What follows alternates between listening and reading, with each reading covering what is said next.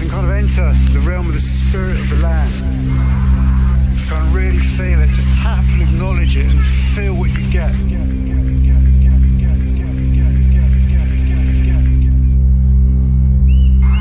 You are the custodians of this place.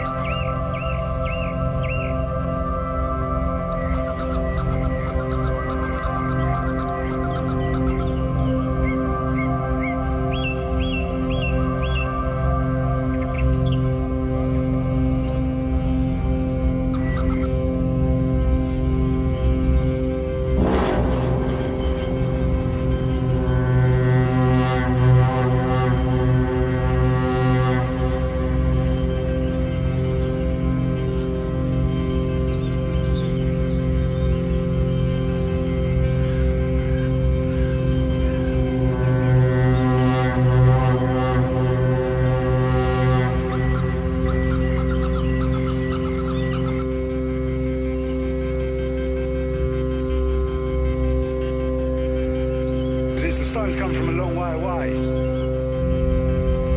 or you want to kind of bring it in and make it welcome.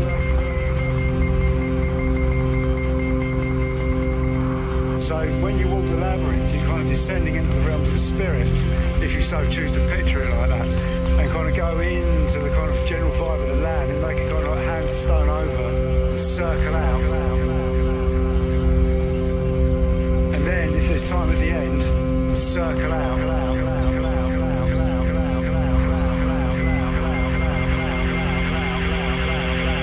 Circle out.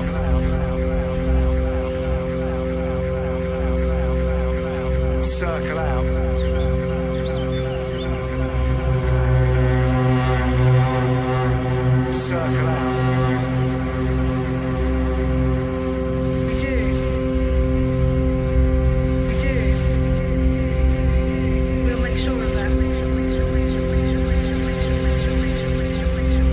circle out.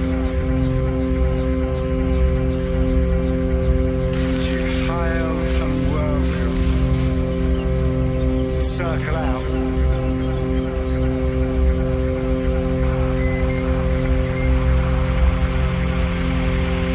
Circle out.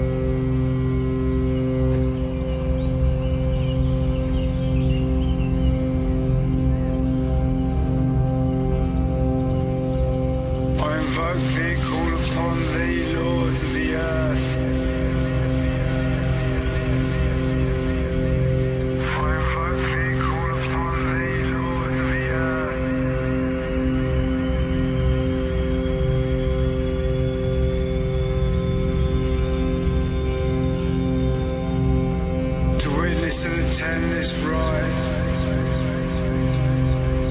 to witness and attend this ride,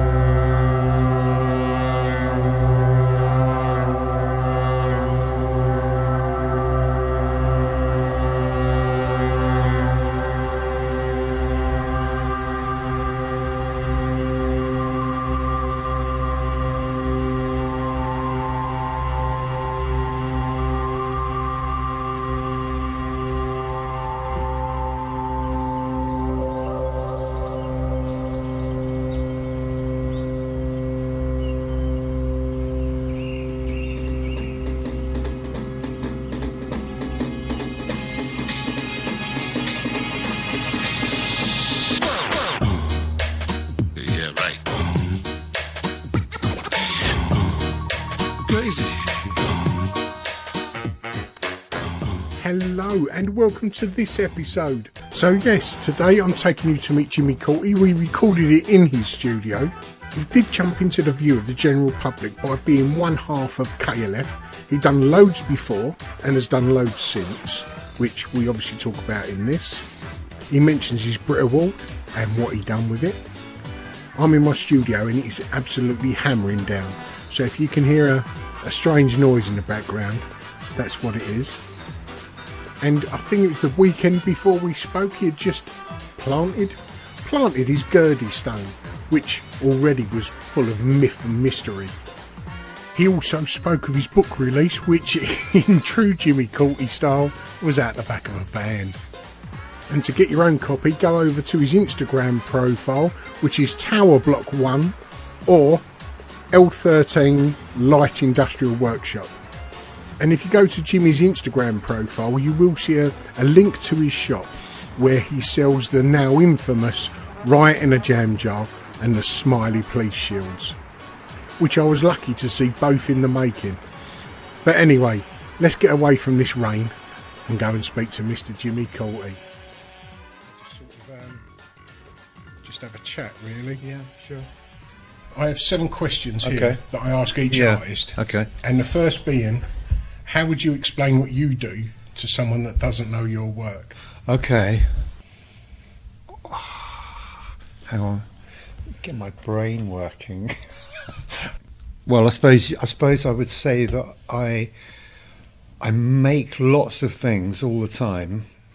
There's very rarely any gaps in me making things. So, some of those things are like visual. Lately, it's been more sound. Yeah. But going right back, I'd say I'm just, standard artist making stuff. Well, going right back, where was home growing up?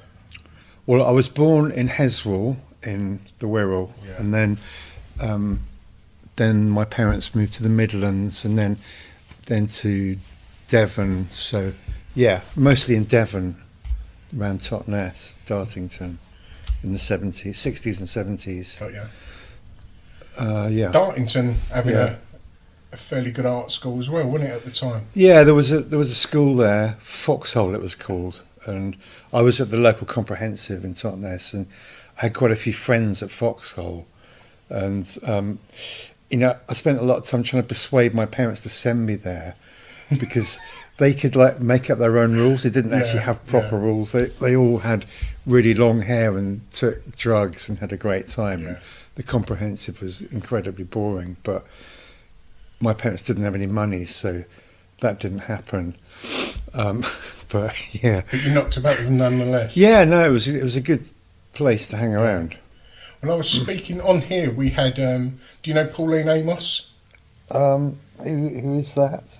She's a visual artist. She was at Darlington. Was she? At the art school? Yeah. Yeah. And then just 2 days ago, there's a comedian called David Earl. I don't know if you know him.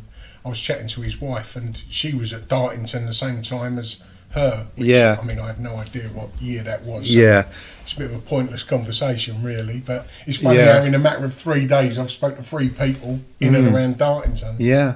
I mean, it was quite a big deal, I suppose, when it started, way back. But I don't really go back these days very often. Did you always have creativity in the home? I suppose. My dad was sort of like into making things. And he did do some kind of painting as well, but he was mostly interested in doing like fake antiques.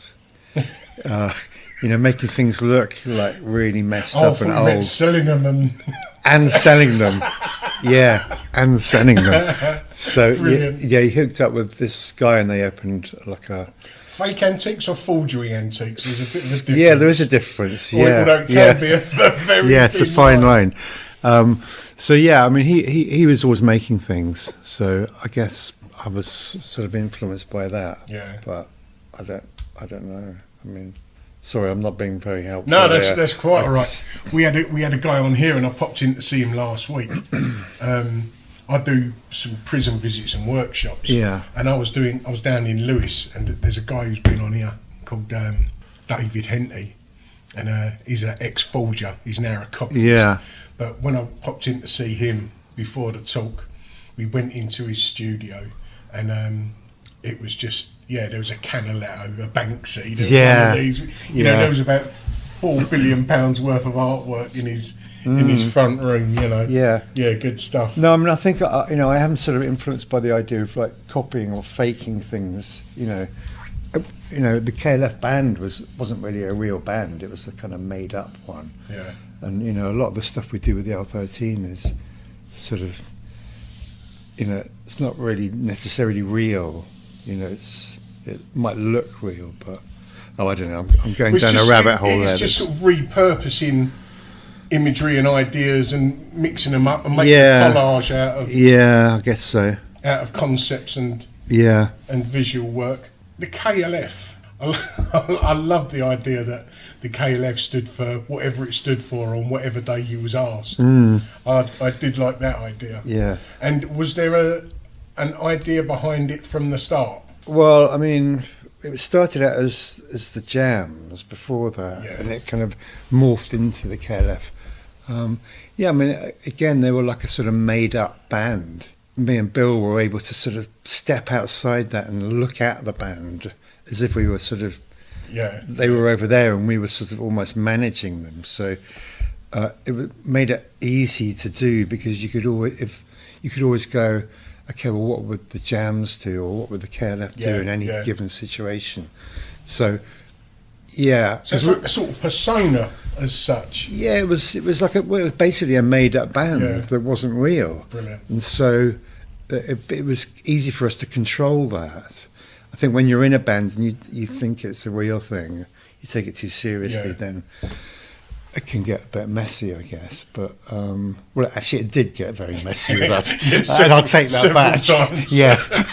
So I mean, it wasn't real, Yeah. All the music with all the crowds cheering and stuff. There weren't any real crowds. It was all made up. Yeah.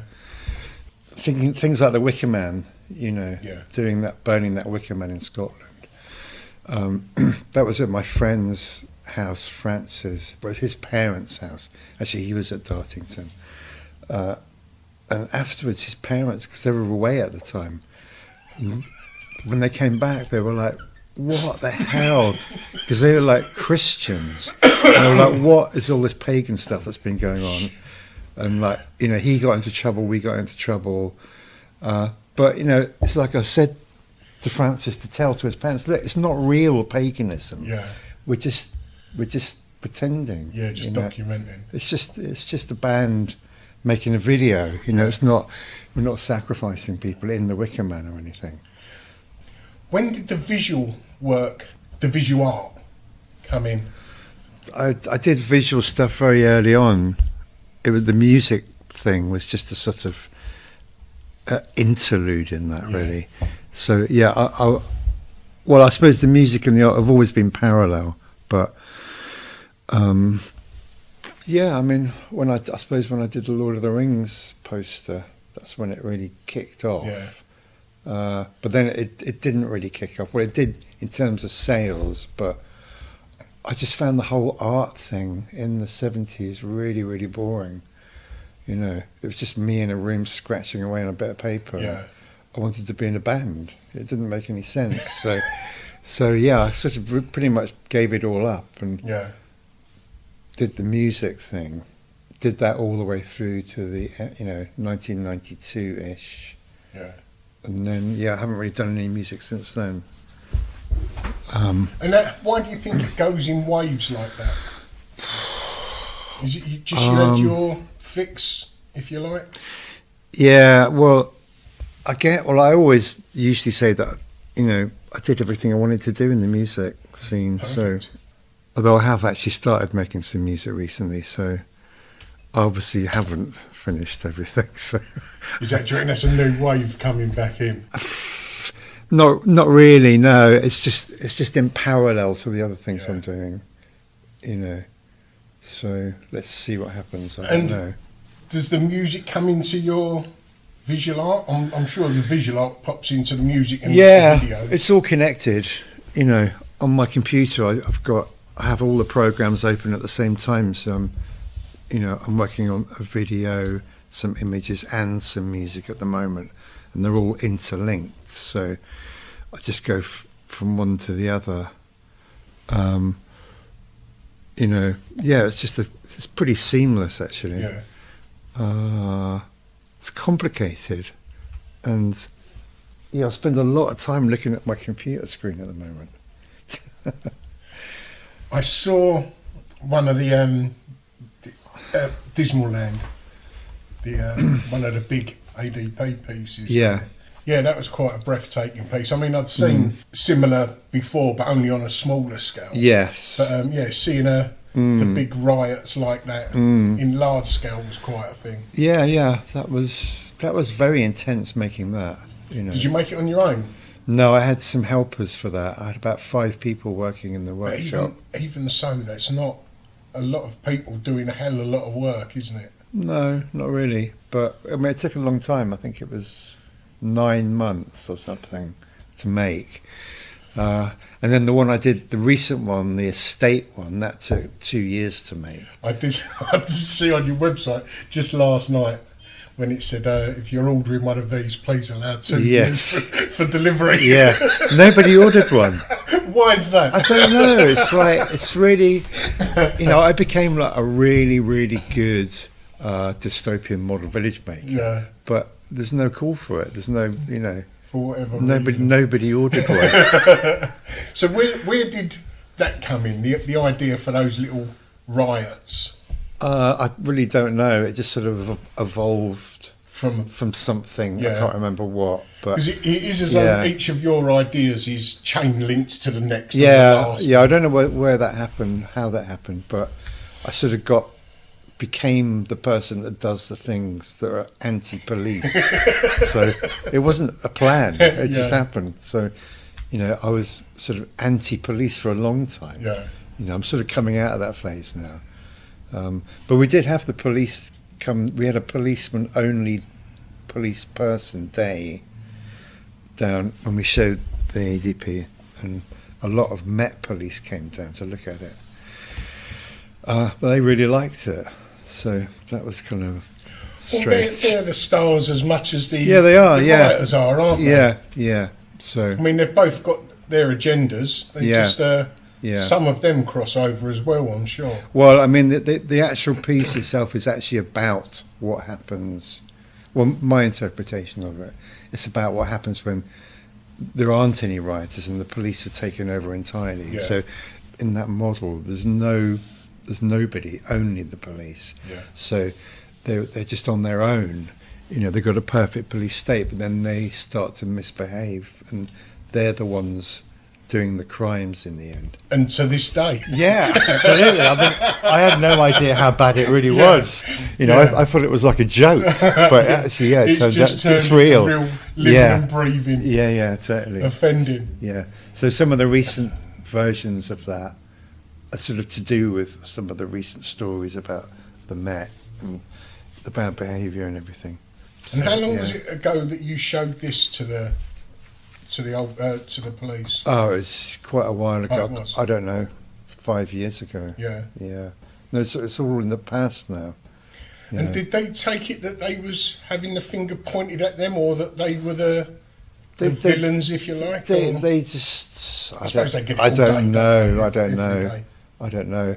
There's some blatant anti-police slogans in it, but they didn't seem to notice. Yeah, I suppose they see those on a daily, weekly basis, don't they? I don't think there was anything in there that was new to them. I guess I'm moving away from that police thing now. And where would it be going now, do you think? Well, we've got a standing stone, me and my friend. Oh, yeah. Put that up in Sussex on Friday. Yeah. So the reason we do, it's kind of complicated, but basically I've been doing this stuff with Jem Finer from the Pogues, and we sort of accidentally made a record.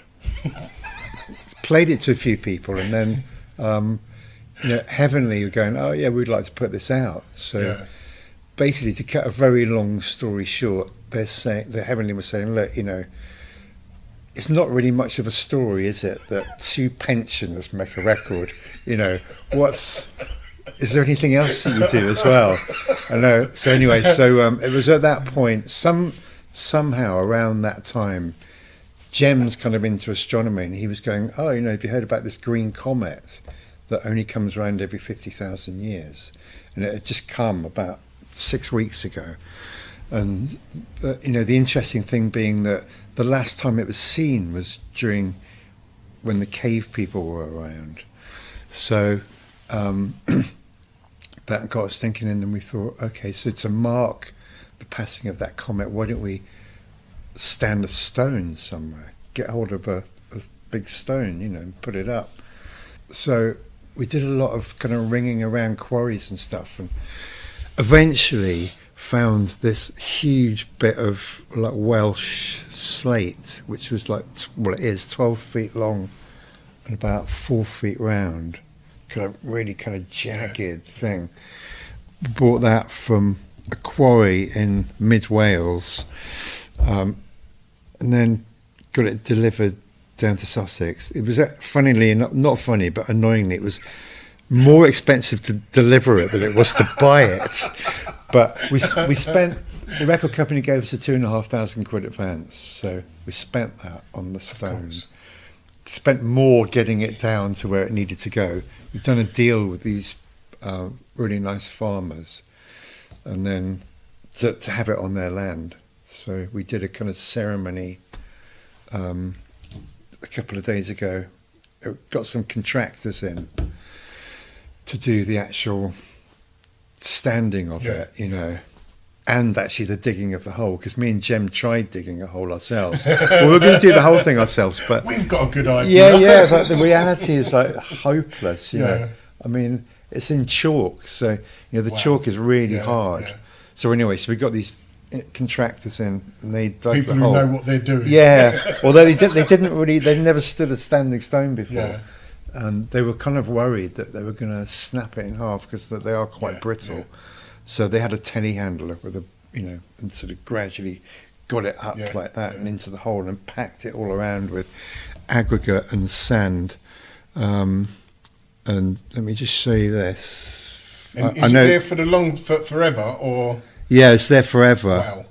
Well, we want it to be there for at least 50,000 years.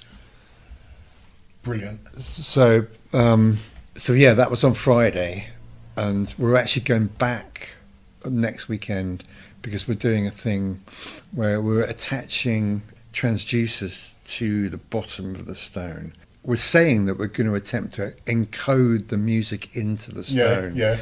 And in 50,000 years, people will be able to decode it, hopefully. So anyway, so that's like an event, and people are going to come. If you put your ear up to it, you can hear the music kind of quietly. Yeah. But it's very quiet. Stone is so dense. So it has to be on probably an unwindy day and quite a calm day. Yeah, well, it's next Saturday. I don't know what the weather's going to be like, but so yeah, if you listen really hard, you can hear it. It sounds quite stony. And how long can the music last for? Is it for? The track is 2.5 minutes long. But how long can it be pumped into the stone for? Only as long as we're there with a generator and a sound system pumping it in. Then after we've gone, it'll just be somewhere in the atoms of the stone. Yeah. I mean, this is what we're saying. We don't actually know anything. But it'll be an event where people can come and see the stone, listen to the track. It's the launch. It's the record company launch event for the track. So in a couple of thousand years' time, when they're trying to figure out where this stone come from, like Stonehenge, they're going to go, it comes from a quarry in Wales. Yeah, they're going to go, this must have been on a 7.5 ton truck, surely. Yeah. How did they get it here? But it would cost more to get it here than buy it. Yeah. So that's really, that the idea of standing stones has kind of for us, it's taking the heat off the idea of putting a record out. Yeah. Because neither of us are really that enthusiastic about the whole music business thing these days. You know? It's changed a lot. Yeah, I mean, we're not really even that interested in it. Yeah. You know, I mean, the music happened by accident. You know, we were just messing about with something. Jim plays the hurdy-gurdy, and he just sent me some hurdy-gurdy parts that were kind of quite chaotic. And said, oh, you know, if you get a minute, just see if you can organise this into something. And so I just chopped it up into little bits and organised it into what turned out to be a pop song, which wasn't the plan. You know, he just wanted something abstract. And is it just music, or is there vocals going along it? There's well, originally there was SpongeBob SquarePants shouting in the background, but then when the record company got involved, we were like, you know, I think it's Warner Brothers owns that, so we got an impersonator in to do SpongeBob. so yeah, I mean, you know. So you've even faked SpongeBob. Yeah. So, you know, for us, it's not that interesting putting a bit of music out. Yeah. But the Stone thing is much more interesting. So we're wanting to do another one in London, draw a line from the one in Sussex through London, and wherever that ends, probably do one in Scotland as well. So there'd be 3 along that line. Yeah. I mean, it was to commemorate that comet, and the comet's not coming back for 50,000 years. So we're still going to need a reason to do the next one. You can't just do them randomly. They have to have a reason. So we'll see how it goes. I mean, you know, we're pretty pleased with the way the first one went up. Yeah. And the way it looks in the landscape, because it's right on the South Downs. Even though I've never really liked the idea of modern stone circles. I know they did one at Glastonbury, but to me it just seemed fake. Yeah. But somehow, because I'm doing it, it's okay. Of course. Of course. So, yeah, what can I say? That's it, really. Well, on the thing of burying, you burying and reburying a Brit. Yeah. Is that out there, or am no? I right to... It's not out there yet. I think it's going out. It's going out. It's going out in a couple of weeks. Okay. When's your podcast going out? In a couple of weeks and a couple of days, then. Yeah. Okay. Yeah. No, it's because that's from a book that's coming out on L13. Yeah. So, you know, I don't know whether I'm allowed to even say. Okay. What about the book? But yeah, no, everybody knows that I did it. It's just an account of the night that I buried it. Yeah. And what happened that night, and then how it got dug up, sent back to our radio plugger, and then had to go back the second time. Well, are you able to speak about it in detail? And I'll ask Steve if it can go out at a certain date. I don't know what the publication date is on that. You'll have to ask Steve when he gets back. But I mean, that information's all out there. Yeah. I've told that story loads of times. Yeah, I mean, I hadn't heard it until Steve mentioned it to me a little while ago. I mean, so you buried it in Wiltshire area? In Stonehenge. In the middle of it, or in the middle, the outside? No, in the middle of Stonehenge. And when was that? It must have been 1993. Brilliant. It was 1993. I can't remember the dates. And then it got dug up a few months later. By accident or by you? Or? No, I don't know how. Somebody, our radio plugger Scott Peering, phoned me up. He said, "Good news, your Brit's been found. Not that it was lost." Yeah. He didn't know that I'd buried it. You know, it's been handed into the police. Somebody found it in a field near Stonehenge. Near? Yeah. Wow. Okay. So, you know, I'm like, how the hell did it get to a field? Yeah. It must have been dug up by a fox, I figured. Possibly. Because it wasn't very deep. And the fox was obviously not a fan of KLF. Well, there was a fan of KLF, but when it found out that we had to share the Brit with Simply Red, it just discarded it. Yeah. I didn't know this at the time. I know this now, but just under the surface of Stonehenge is concrete. Yeah. The whole thing. The whole thing to is reinforce it. Just to stop it falling over. Yeah. So it's only about, you know, can't remember, Foot of a foot down. So I could only bury it foot down and put the turf back and everything.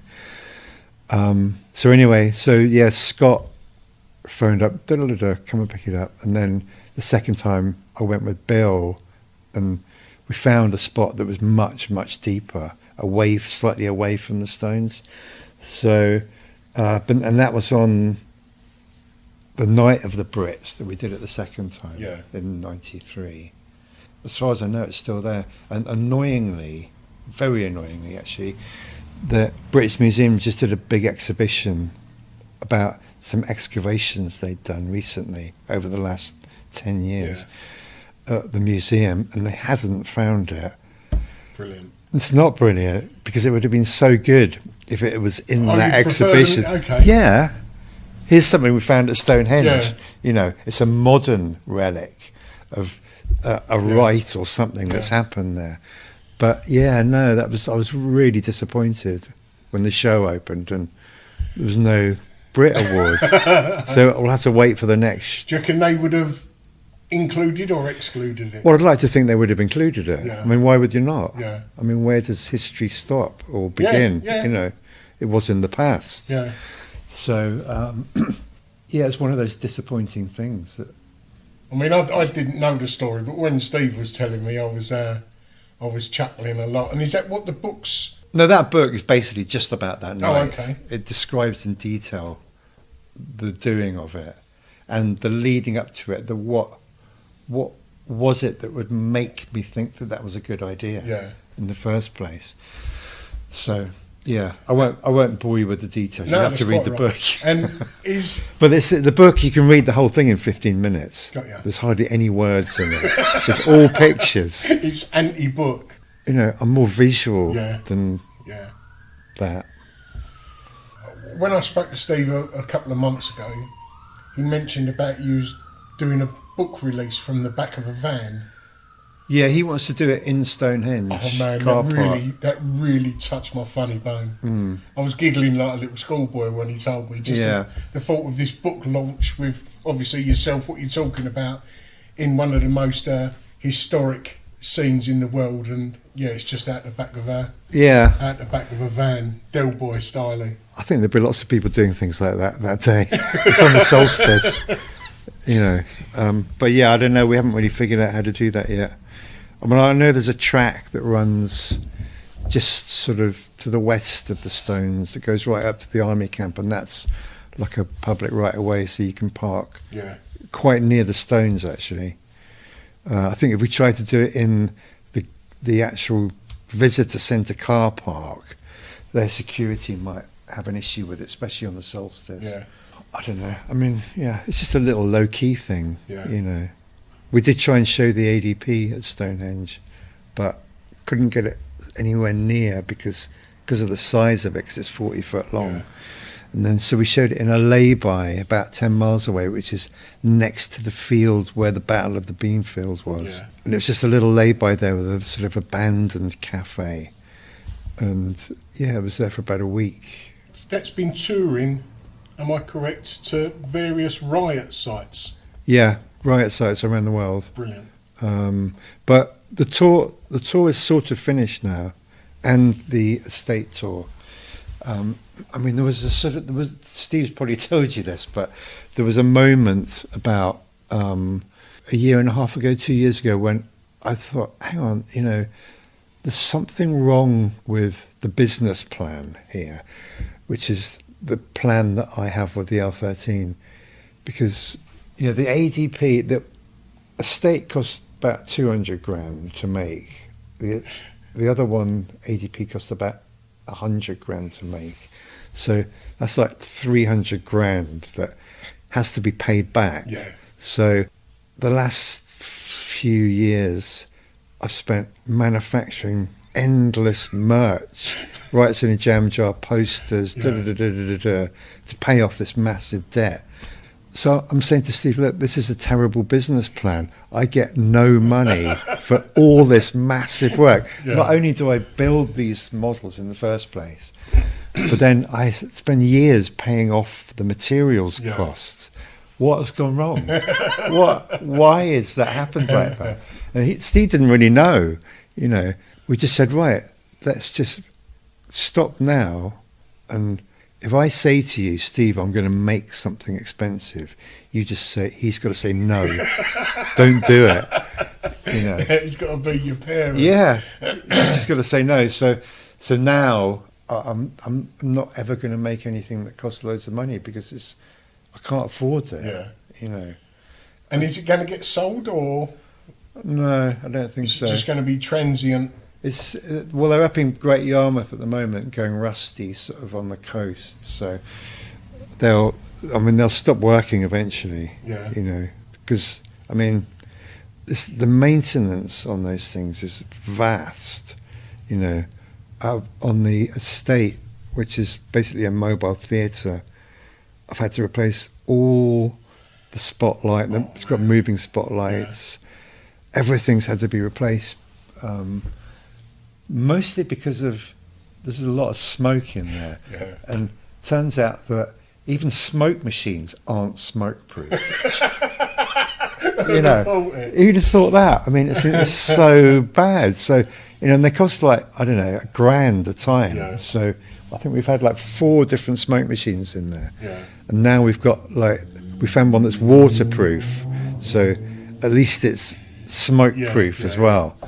But yeah, I mean, all the maintenance on all the gear is just like endless and really expensive. So no, it's. But it was a really good idea at the start. Well, I mean, Steve had a really good philosophy. He just goes, look, don't even think about the money. Just do it if you want to do it. It's not a bad. Well, it's as bad as it's good. It's great. Yeah. It's great because I mean, you know, L13 have been really supportive like that. Yeah. And because there's money coming in from Billy's stuff, there was a bit of I wouldn't call it a slush fund, but, No, but I know what you there was mean, some money. It all goes in a pot, and Yeah, the pot's yeah. for everyone. Yeah. Yeah, so the pot is for everyone, but then it does have to be paid back. Yeah. So I think it's a lesson to be learnt for me to like just try and do stuff where I can just make a little bit of money, you know, because obviously everything's getting more expensive now. Yeah. So, So, how did you come by working with or being a part of L13? Somebody just introduced me to them. They were having a show. Well, somebody else was having a show in their space, actually. They were helping with it.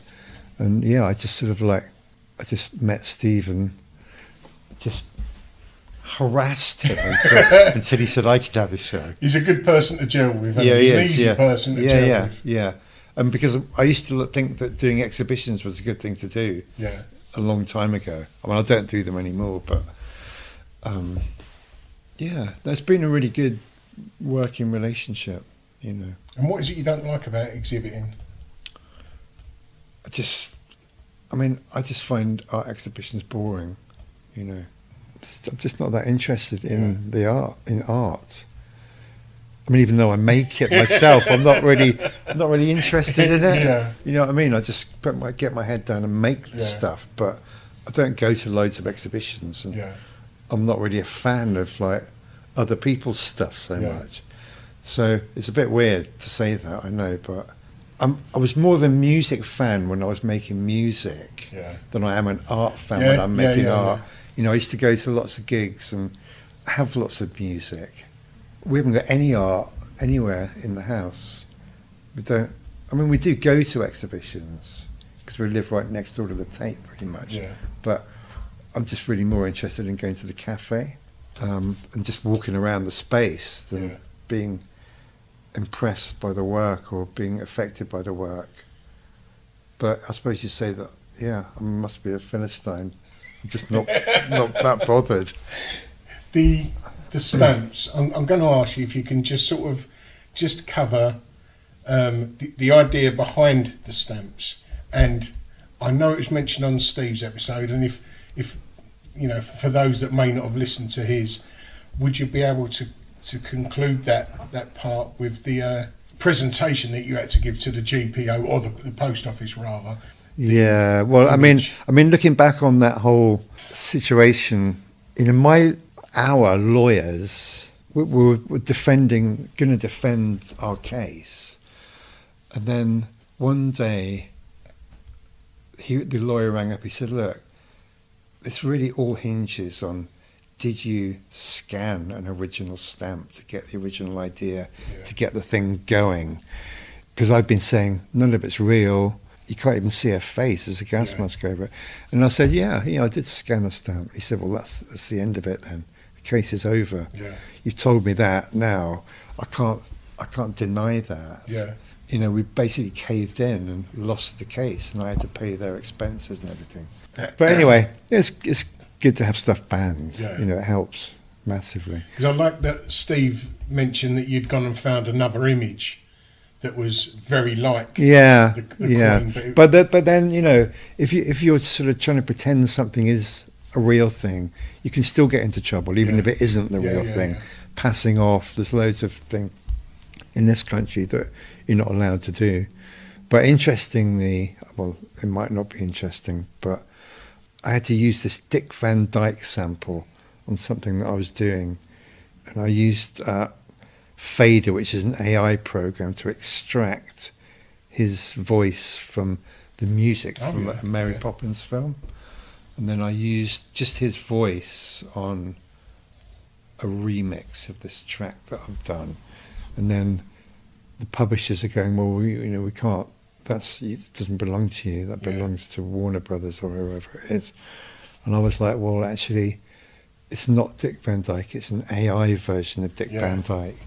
And there hasn't been any test cases or anything, so nobody knows what the situation is. And are you happy to be the test case? Not really. No. I thought that'd be the answer. Yeah, no, it's like but they were going, oh well, I don't know. The publishers were going, well, we don't know about this. We're going to have to find out, and they haven't got back to us. So I think there's lots of people in the music business and in every business asking their lawyers, what's the situation with copyright? Yeah, because law is only law if it's happened before and been documented. Yeah, totally, and nothing's happened yet. And if it hasn't, no. So, the thing that's going to be interesting is if there's a version of something that is an AI copy of something, who's to say which is the authentic or original version? So I'm thinking that if you're making things, you're going to have to blockchain it, whatever it is, to prove that you were the original maker of it. Yeah. Because there's going to be like thousands of copies of it, or things that are like it, that are owned by whoever developed the AI, I guess, or who nobody knows who owns it. Yeah. So it's all a bit weird at the moment. Well, it's exactly like you're saying there. It's just duping or trying to dupe the listener, viewer, into thinking that what they're looking at is the original. And it isn't. Yeah. But if they're under the impression it is, that's the grey area, isn't it? It's pretty difficult at the moment.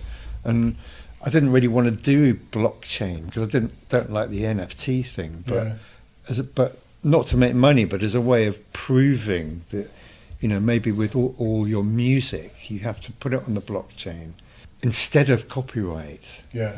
It's like because copyright looks like it's over, sort of, which is a good thing in some ways, but it's a bad thing if you live off royalties. Of course. So you got to figure out a new way of doing it. I think. So I don't know what's going to happen, but it's kind of weird at the moment.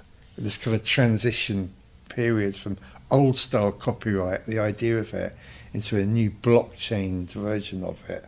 But then when they crack the blockchain, the hackers, then that's out the window. So there'll have to be some other thing. So who would own it, do you think? Would it be the AI company? Well, the Dick Van Dyke sample, that who example. Just created it? I've no idea. I don't know. I mean, because I asked the program to do it. Yeah. I sort of instructed it to take that vocal out. Even though it hasn't recreated it, there are lots of AI programs that will recreate it from scratch. And no, I mean, do I own it? I don't know. Or does the company who made the AI or the platform that I used, the internet platform that had the software on it. I don't know. It is annoying when somebody does copy you, but actually I understand why you would want to copy something. I mean, the whole idea of get an idea, just imagine ideas are just kind of like floating around and you just grab one and you just say, right, now that belongs to me. But really, I suppose, they're just for everybody in a way, ideas. And you can you get an idea and you can use some of it, but you should pass it on and allow it, whatever you've done, to be out there so other people can get ideas from it. Once money comes into the equation. Well, then money and copyright comes into it, and then blockchain. So it's tricky to get the balance right, I mean, interestingly, with the music thing, whoever invented the music business originally, it's incredible what they did. There's a song, and it's divided up into all these different things. You've got the masters, which is the actual physical recording. Then you've got the publishing, and then you've got all these different segments of the cake that somebody has invented to give everyone a little slice. Yeah, and there's this whole thing called neighbouring rights, which is about a third of that cake that nobody even knew about until quite recently. Me and Bill didn't know about it. And, so every time a song's played on the radio or downloaded, a percentage of it goes to neighbouring rights, and all these other percentages of things go out. And it's incredible that anybody could invent that and get away with it for so long, But am I correct in thinking that all of that pie is only relevant for 50 years? It's different. It's different in America. 70 years after you're dead, the actual, I think it's the publishing goes into the public domain, but the masters, which is the physical recording of it, that's always owned by the owner forever. So no, it's just the publishing. Then it becomes a folk song, sort of. After 70 years, that's why the Beatles are freaking out, because all their stuff is going to become folk music. That's what I had in mind. Yeah, it's gonna happen to all musicians at some point. They're going to lose a big chunk of their income. Well, it's like at the moment there's so many artists using the license-free images from the 30s and 40s that was in comic books, and now the license is up. They're being used for. But I mean, that pie that the music business has, there's nothing like that in the visual world. No. If you draw a picture of something, there isn't like a cake with all the different things divided up, rights that you're entitled to. It's just one thing, just one copyright. Well, famously, I mean, I was just talking about David Henty's blue plaque, Gavin Turk's blue plaque, when he sold it to Saatchi had another few made up. Because he'd bought the original. Therefore, the copyright was thrown in the air. Right. He was saying it was his. Gavin was saying, well, it's obviously still mine. But there was nothing anywhere to say whose it was. Well, I mean, when I sold that Lord of the Rings poster, I didn't sell it. I kept the copyright and I kept the original, but I just licensed it to a publishing company. So that's the usual thing to do. So you always retain the copyright of your visual work, unless you actually sell it. But I think a lot of artists, musical artists, are selling their copyrights now, cashing in at the last minute. People like Dylan and stuff.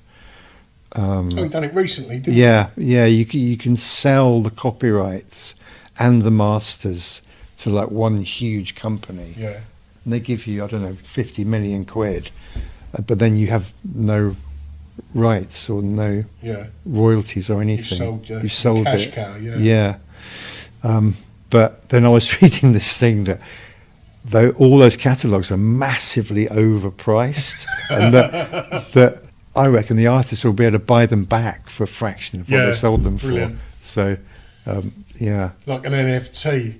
Just like it's all going to go wrong for those companies that have bought the catalogues, because you can't, the streaming thing and everything. You don't really make that much money. I think they've overpriced the whole thing. Anyway, I don't know what Bob Dylan's PRS statements are like. I reckon they're doing all right. Which piece that you've created has got the strongest emotional connection? Emotional? I don't have any emotions. None I'm a bloke. whatsoever. What are you talking about? Well, there's loads of emotion on this table. Yeah, we've no, seen that, I don't have emotional. Is there What any does that even artworks- mean?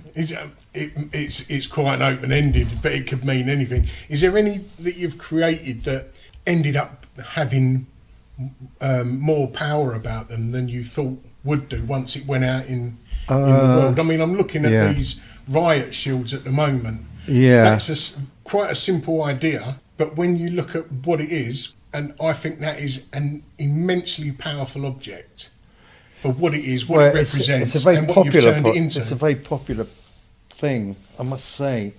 Yeah. I don't know. I've forgotten what the question is. Which piece that you've created has got the strongest emotional connection? No, I'm still not getting that.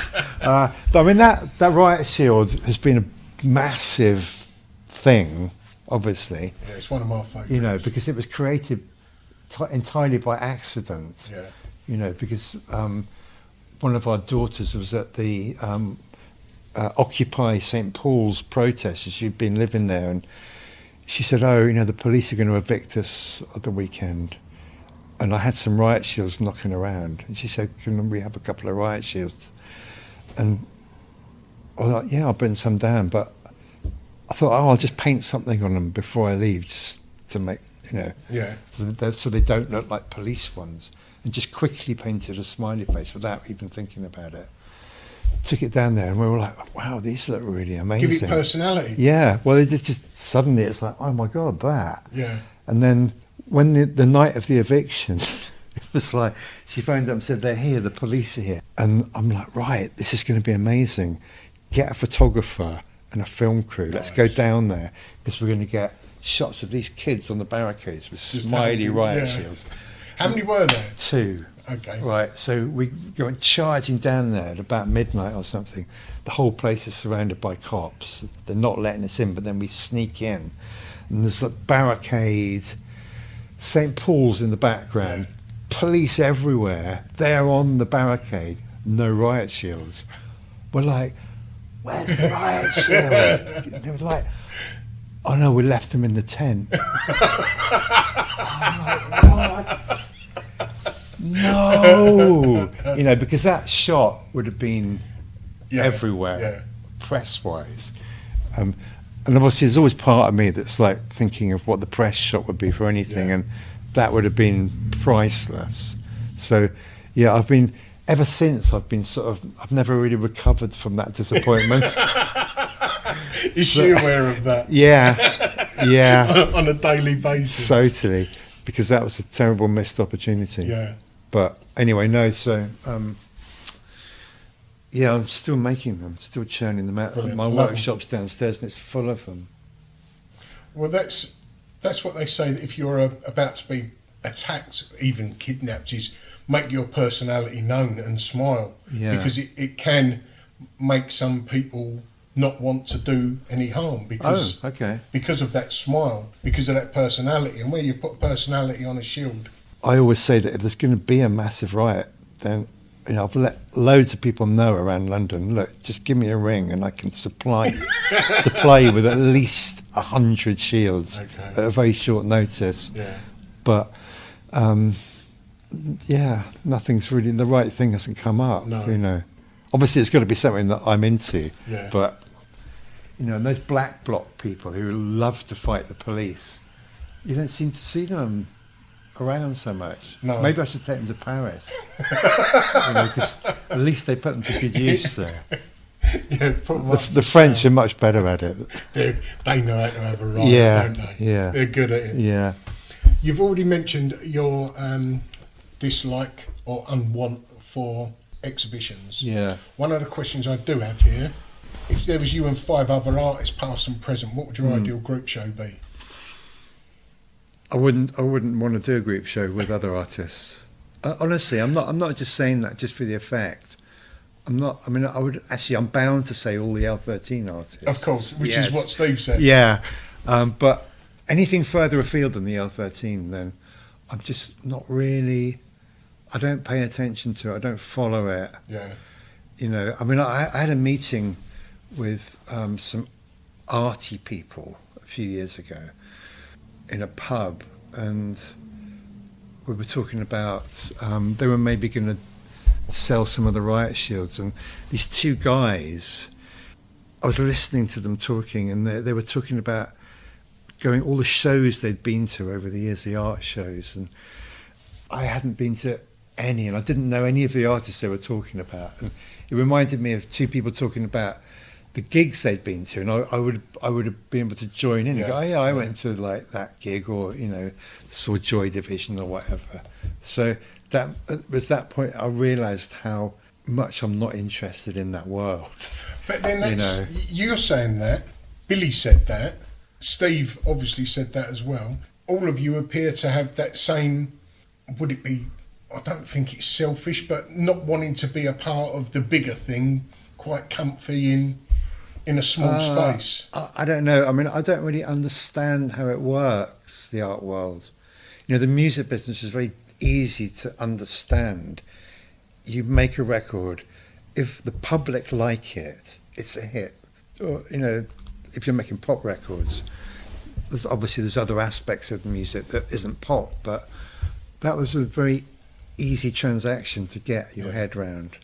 The art world isn't like that, so it's not like if all the people like your work, you've had a hit piece of work. So all the people love the riot shields, they're a hit, but it's not a hit in the art world in the same way. So because everything has to be curated by a small group of people who might not be interested in riot shields.